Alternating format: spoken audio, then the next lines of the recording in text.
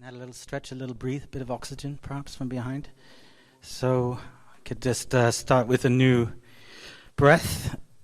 So we wanted to introduce Artists at Risk today. That's fine. Look, I can, yeah, I mean, maybe I'll just reset it. But before we start, we thought we would start with a short philosophical aside.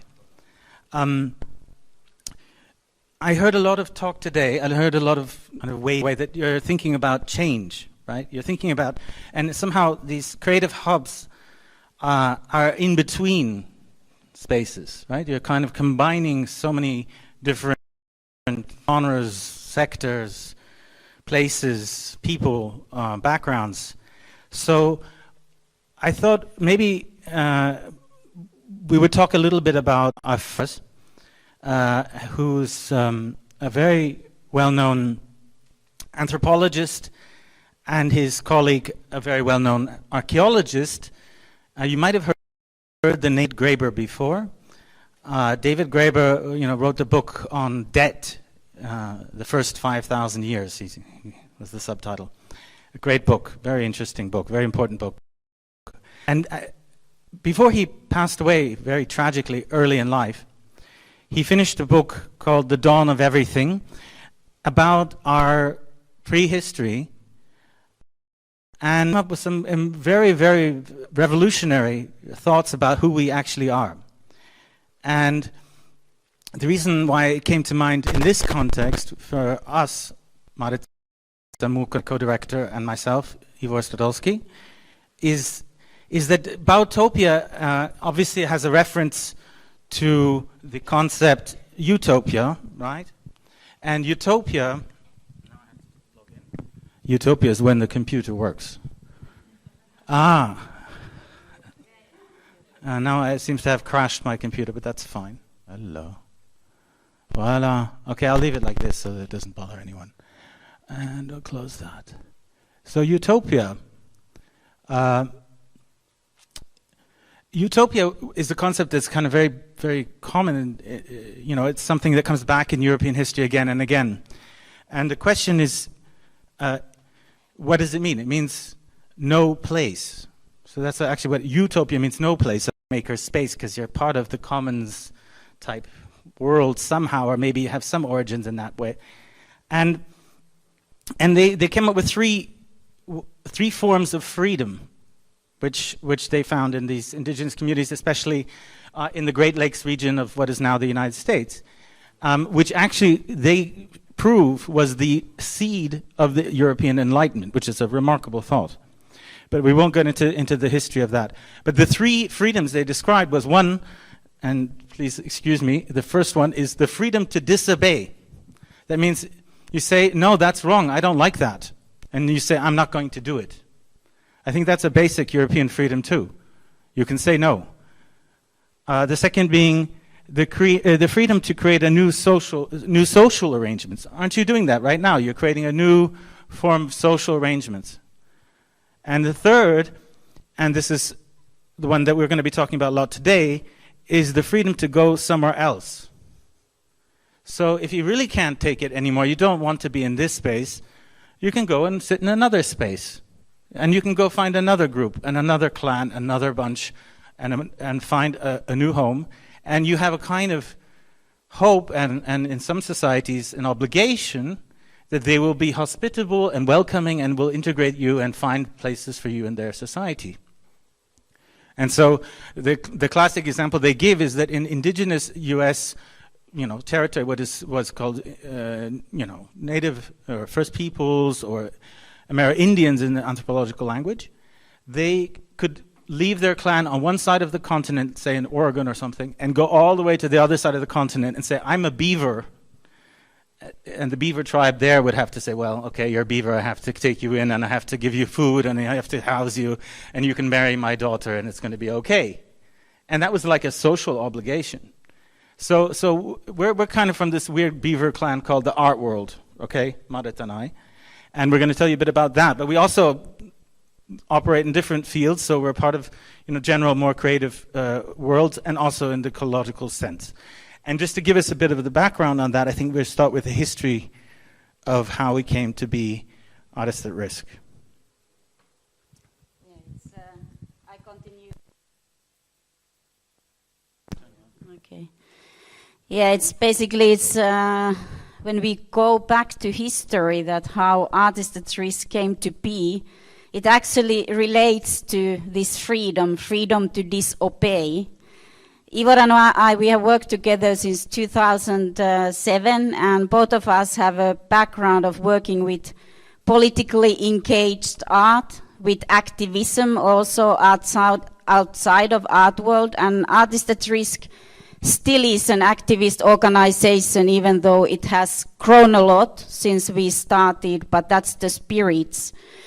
And it is a very short, history of Artists at Risk is that we were kind of first working together. It is actually with the underground of perestroika times, people who were in underground at that time.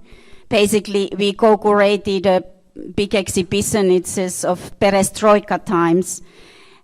We are not going to go to history of that more, but that led us to work with revolutionaries and rebellions from 2011. I think you remember well that in 2011 the wave of revolution started in Northern Africa, from Tunis, from Yasmin Revolution to its Tahrir Square in Cairo, and other square movements followed, from Bolotnaya Square to it's basically to New York, you name it. It's basically there was the whole wave of square movements also. It's in Spain and in many other countries. And in that time we were doing research. Our practice was research-based, and we were really much on the ground with the revolutionaries of that time and with the dissidents of that time, because freedom of disobey, of course, unfortunately, in the current state of affairs, it doesn't mean that there is a repression which follows, and that's what we are also witnessing, unfortunately, today. You can disobey, but there are lots of violent structures in the societies with kind of, it is like backlash on you.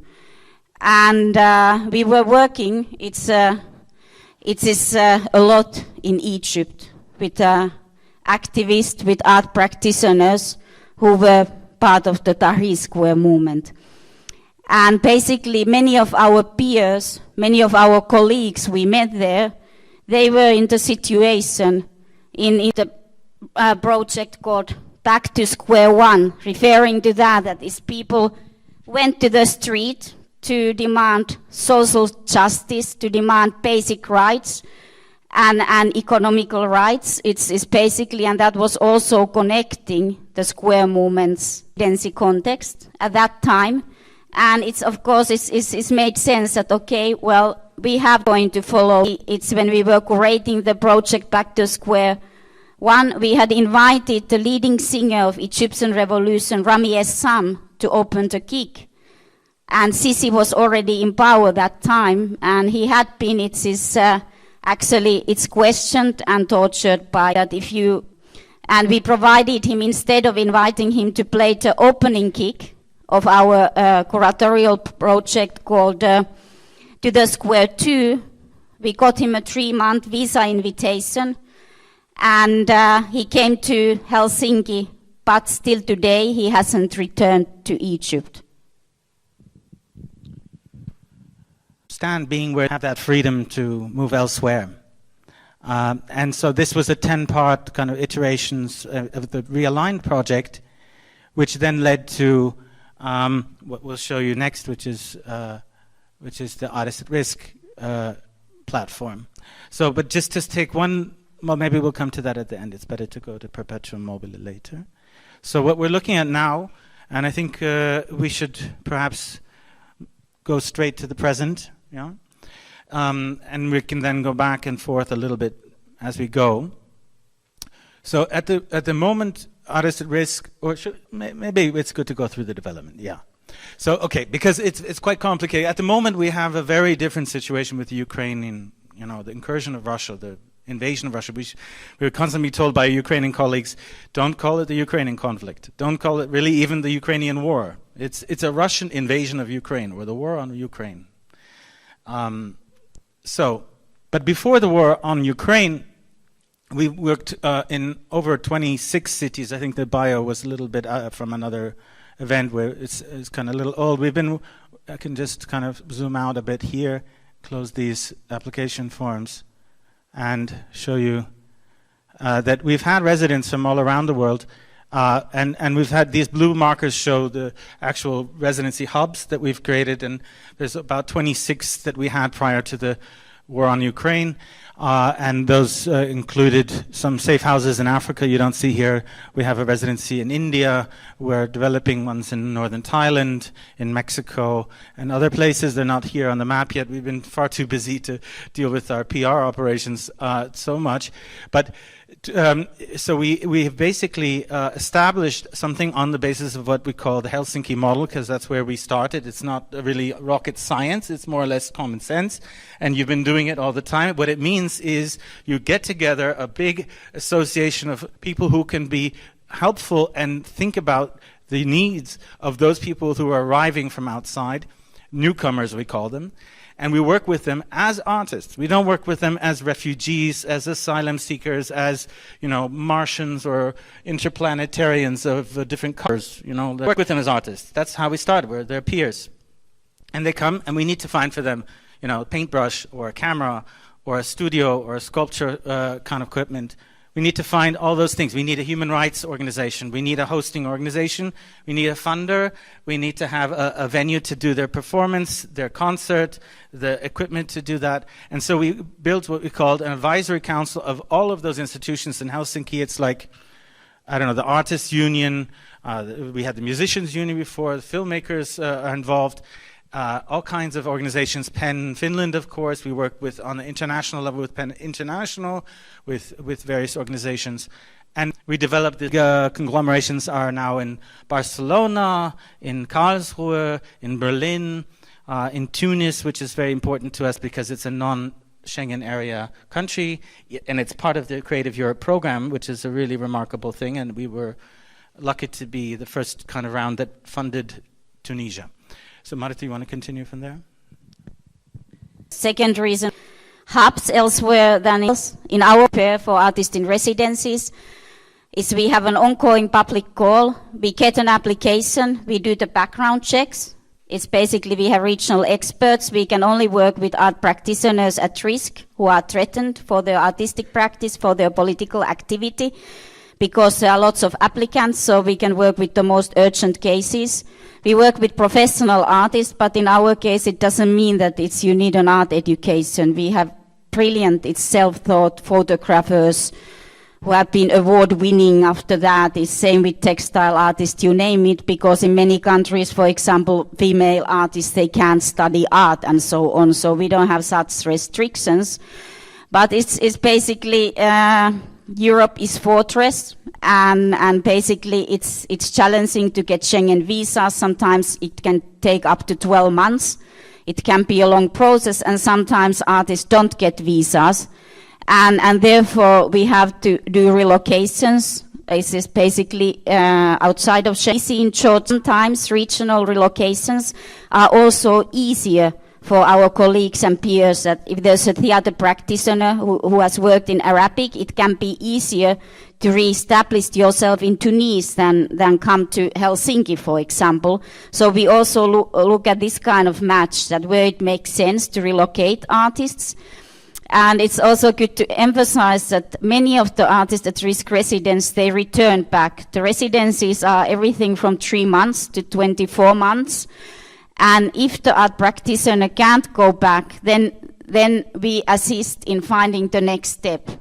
To sustain yourself as a professional artist, find grants, find jobs, find places to study. You see an artist who went back, LGBTQI activist, Chieko Reto, who had a residency in Helsinki for 1 year, and she's now back in Malaysia, and she manages to be there, but she needed a break.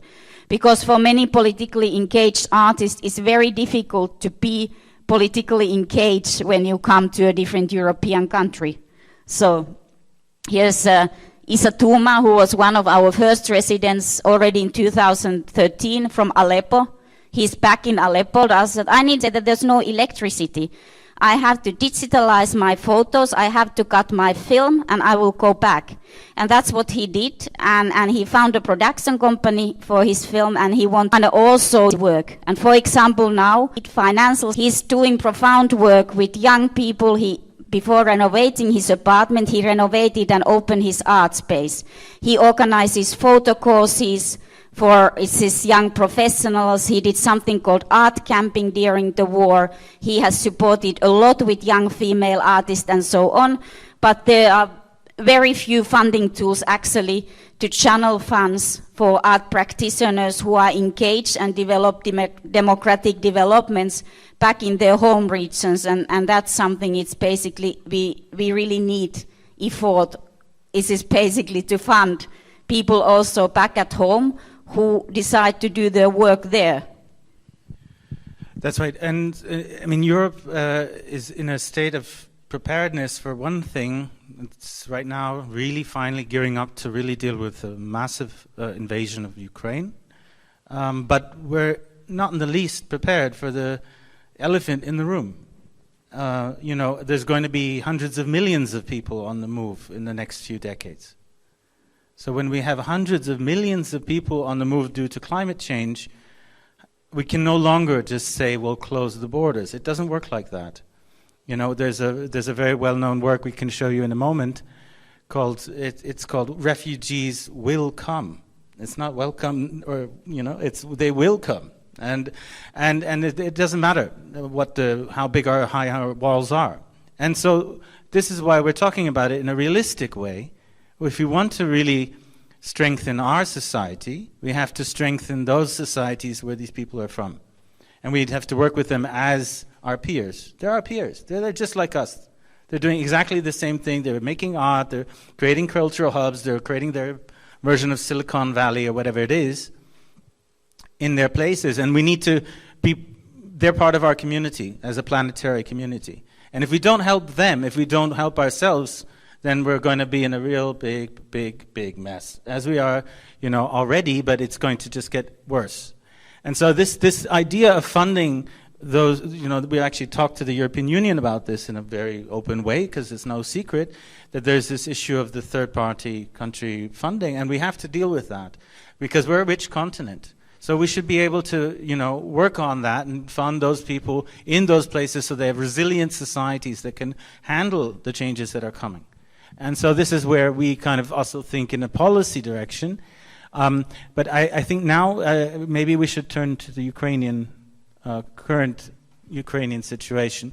Did you mention that it's kind of related to what Ivor said, that we are piloting a project for ecological defenders, ecologists at risk, for people kind of, it's who are, for example, in Latin America, there are more murders of ecological defenders than journalists and writers, and we have a network in the Caribbean, and we are trying to find these funding tools to actually host ecological defenders is close to their regions where it makes more sense to host them.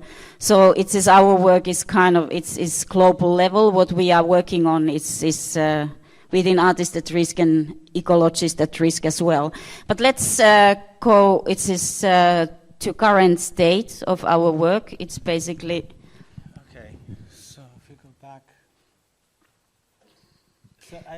I think we should do a bit of metrics. So at the current moment, okay, well, before we do that, we can show you how to get here.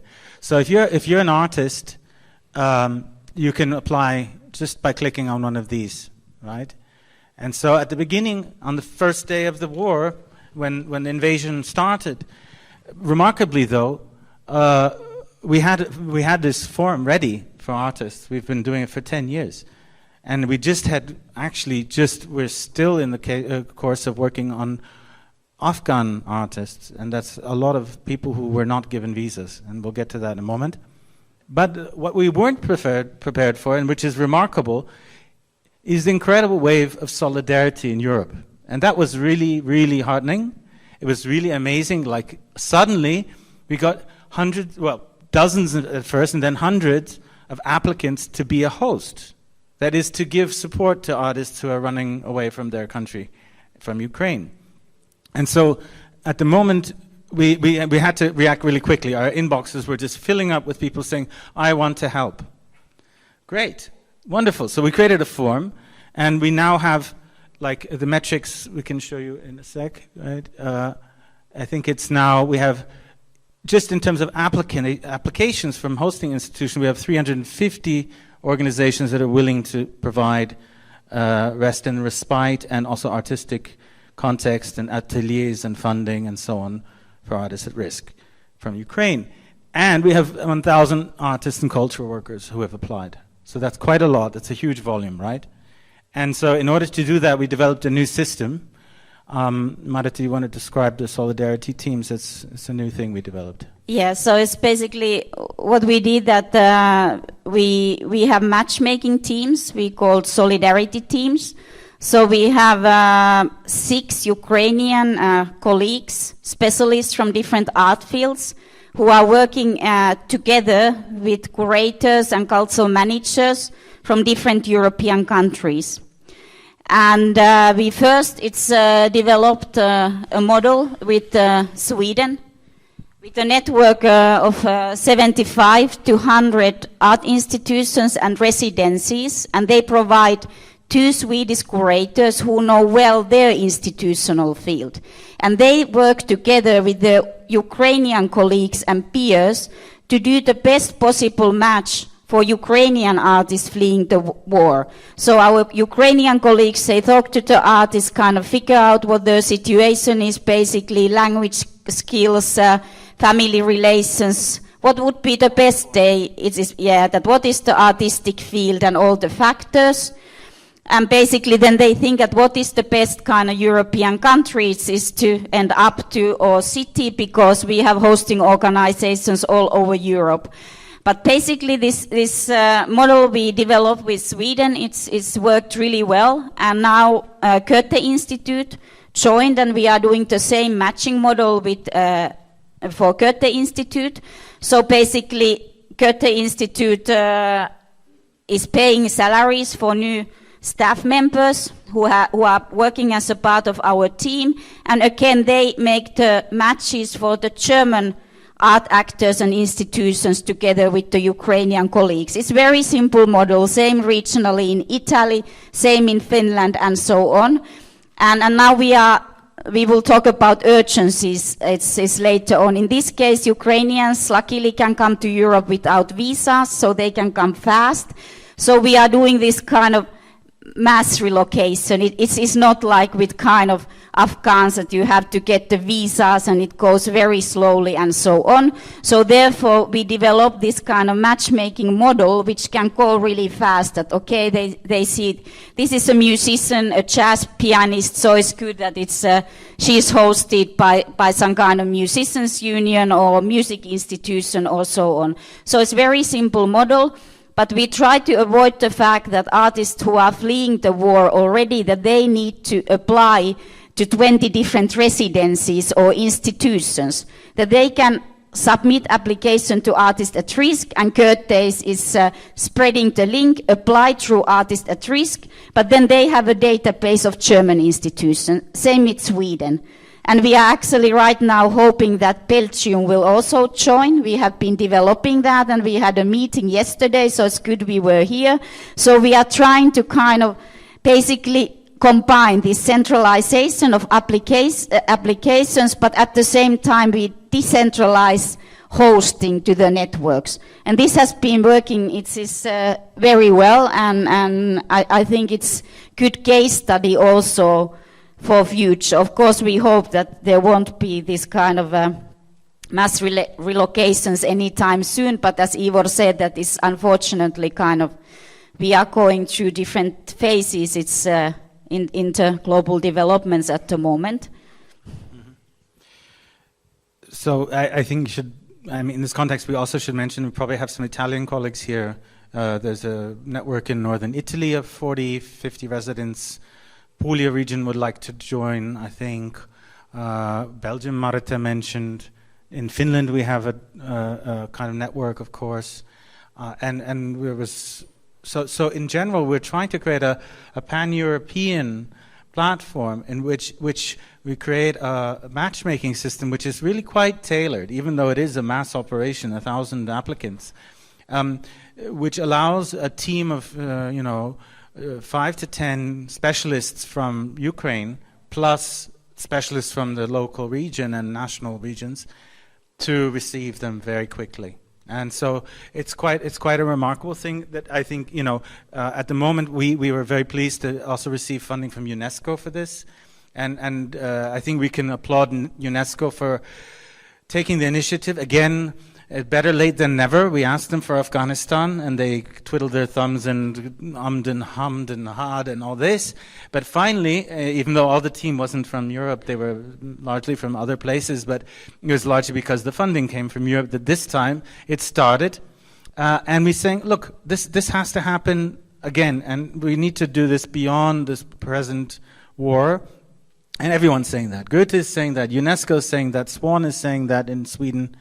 And I think we all recognize the need.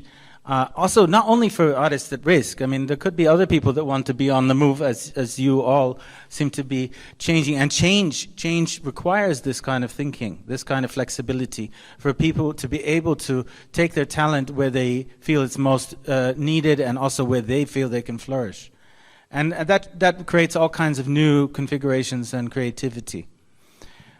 We should maybe give an example also, like that we had a resident from Ukraine before this current war. In 2014, there was the invasion of Donbass and the Crimea, and we had a resident, but his problem was not that he was being persecuted by the Russians. It was that the neo-Nazis in Ukraine there are neo-Nazis in Ukraine. It doesn't mean the Russian propaganda is correct. But there are neo-Nazi tendencies in Europe. We have to face it. And they were beating him up for advocating LGBT rights for his artistic community. So he got a artist at risk residency in Helsinki, recharged, got back on his feet, and went back and actually then started the second Kiev biennial, which we then co-curated. Maybe you want to talk about that? I don't know. Yeah, it's kind of also, it gave us a background that we curated this in the second Kiev Biennale, something called the School of Displaced. And that referred already that there were displaced people in Kiev, and we work in the refugee center there. But then there were also artists who were displaced from elsewhere, from Sudan, from Uruguay, basically sharing this experience. But the group of artists called SIP Group, they built a stage in a refugee center which could be used by the kindergarten, which could be used by the music groups and so on. So basically we started the work with Ukrainian colleagues already back then.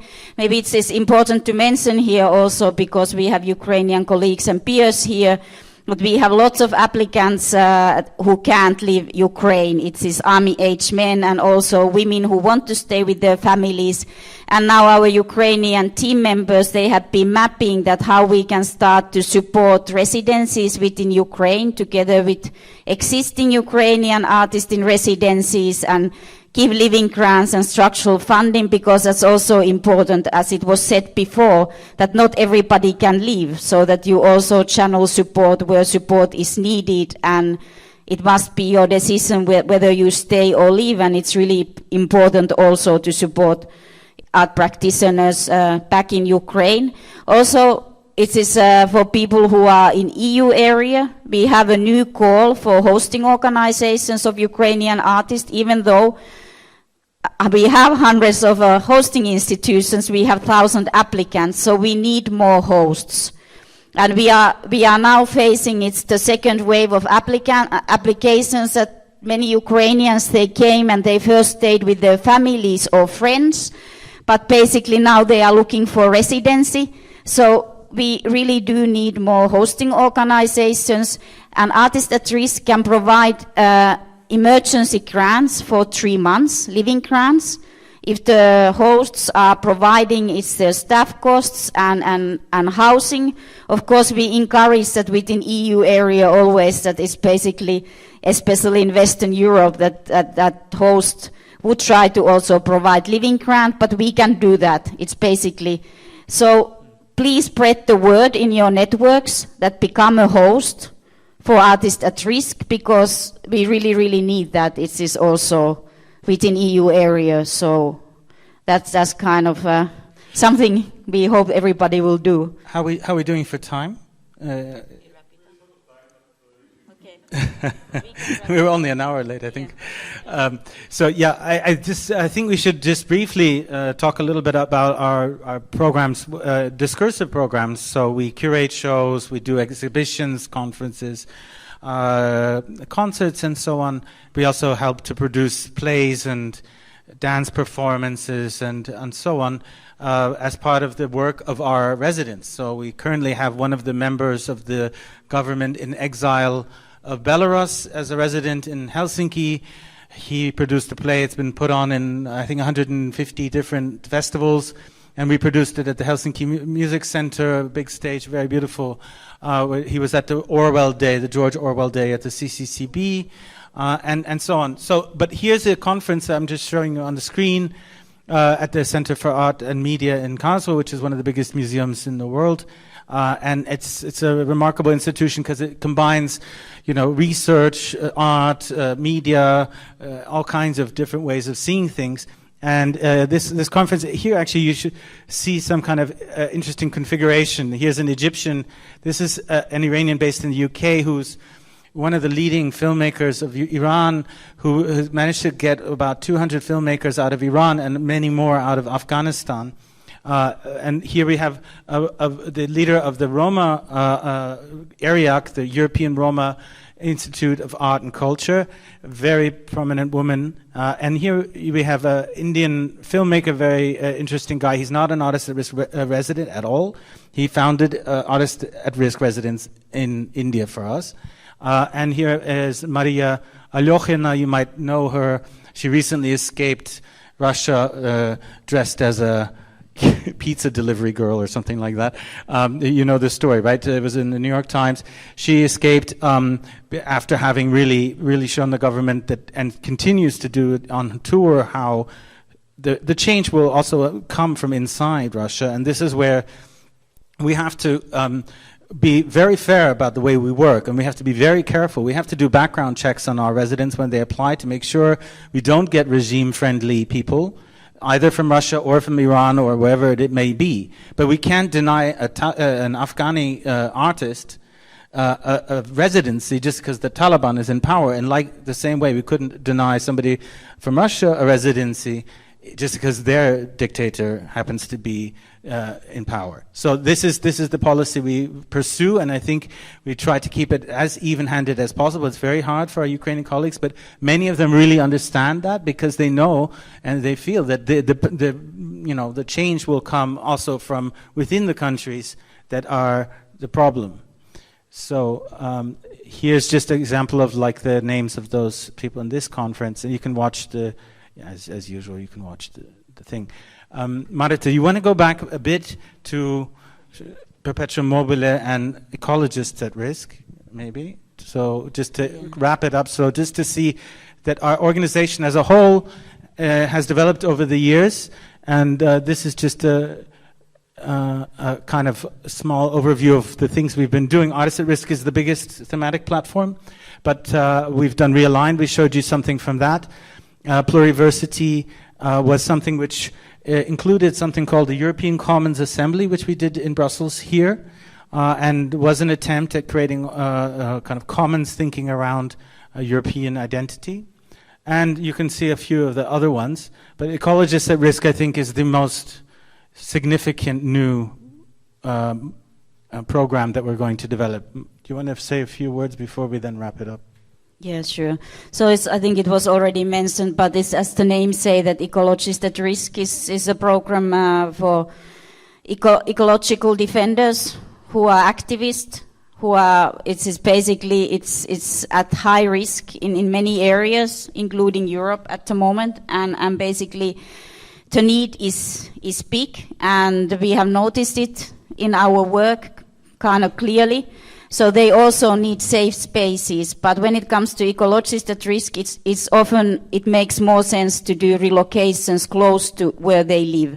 So that is something we are developing at the moment. And I think it's in our work generally that, for example, now Barcelona City is funding both artists at risk and ecologists at risk, so it's kind of integrated as part of our program.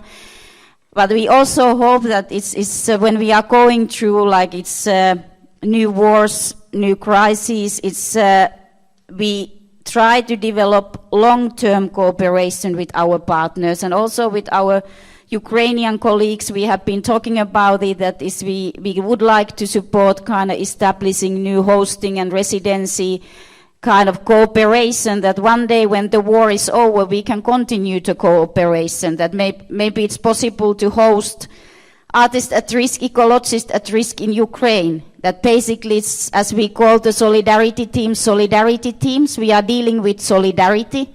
And it means that it's basically we have to show this solidarity in practice to each other. And that's really core of our work. And the other core element of our work is that whether you are artist or ecological defender, if you wish to continue your practice, then you are treated as an artist and you can continue practicing your profession. And that's what we emphasize also now for all these new hosting institutions who are joining and who are hosting peers from Ukraine. Because as one of our first residents said, you can have two deaths. You can have a concrete death and you can have a professional death. As an artist, as an activist, as an ecological defender, if you are not plugged in to the context of your peers. And therefore, going back to the beginning, that we have this network model of working in the cities, that we try to have as wide network of peers as possible, that they can together to host people, that it's not relying on one residence, it's not relying on one institution, but everybody thinks collectively how we can provide professional support for this new colleague who is arriving to a new place. And that is the core idea in the work of artists at risk and ecologists at risk. Thank you very much.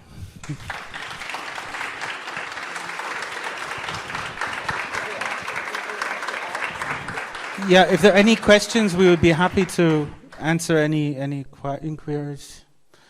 I think everyone's... Oh yeah, there's something.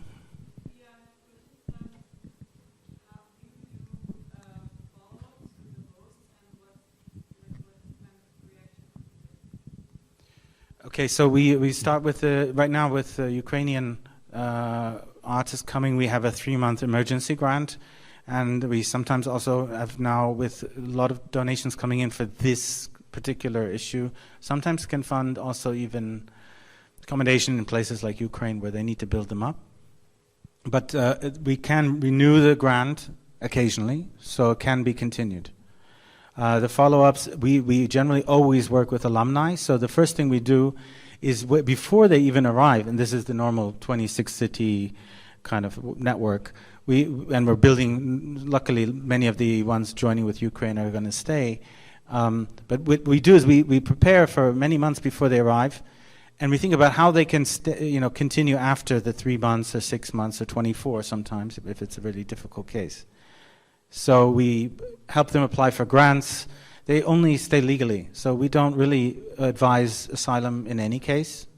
We're not involved in that. We don't really, we feel that they should be artists, they should be professionals, they can make their own living, they're very talented people. And so we help them do that, to survive on their own feet. Yeah, you have a question? No, not really. Ivor and Marita would like to thank you for your valuable presentation.